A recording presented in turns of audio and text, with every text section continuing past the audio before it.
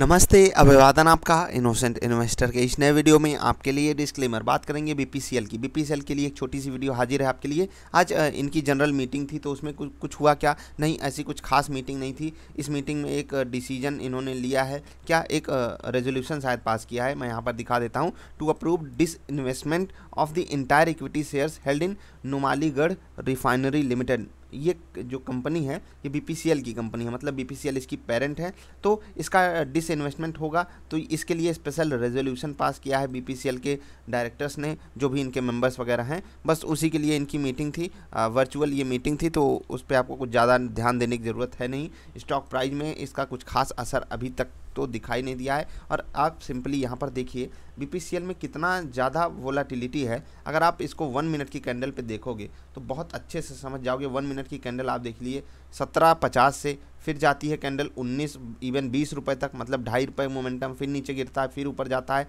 और आप देख लीजिए केवल 418 रुपये 95 पैसे, और ट्रांजैक्शन कितने तेज़ी से होते हैं। सीधे देखिए फिर 19, अभी देखिए 50 पैसे ऊपर नीचे हो जाता है, कुछ पता भी नहीं चलता। अभी तो हम दिखा रहे हैं तो नखड़े दिखा रहा है। बाकी यहाँ पर जो है वो वोलाटिलिटी थोड़ी सी बड़े लेवल की, आप देखिए उसको जा कर के चार्ट में। ठीक, मैंने ये चीज़ आपको समझा दी। अब बीपीसीएल लेने लायक है क्या, उसको मैं आपको समझा देता हूँ, बहुत ध्यान से देखिएगा।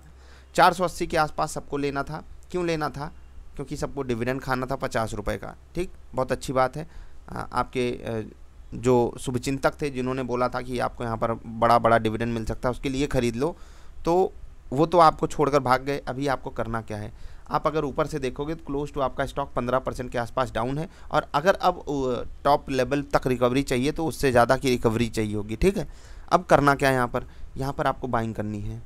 क्यों बाइंग करनी है? क्योंकि आपको डिविडेंड खाना है। हाँ, अगर अभी भी आपको डिविडेंड खाना है और यहाँ पर आप बाइंग कर लोगे तो अब जितनी तकलीफ़ यहाँ हुई उससे तो कम ही तकलीफ़ होगी।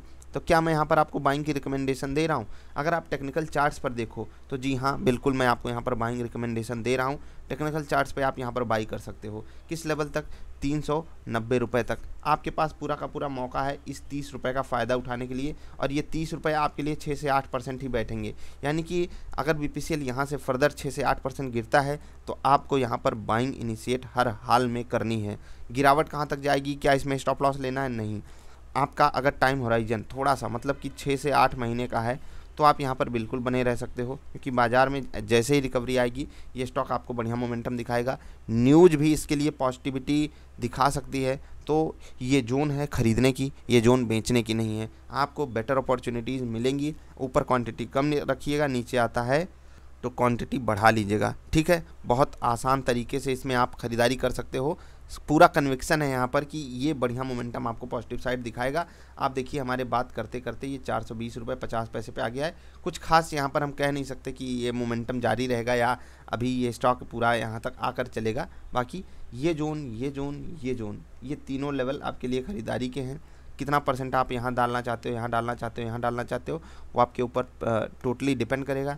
जो भी लोग ऊपर लिए हो तो आपके प्यारे टीवी वाले दिलाए हैं, तो आप उनसे सलाह ले लीजिए कि आपको एवरेज कहाँ करना है। मेरे हिसाब से आपको एवरेज के लिए जो परफेक्ट रेट है वो 400 का ही ढूंढना चाहिए। उससे पहले तो एवरेज करना मेरे हिसाब से गलत है, अगर आपने ऊपर कहीं ख़रीदा है तो।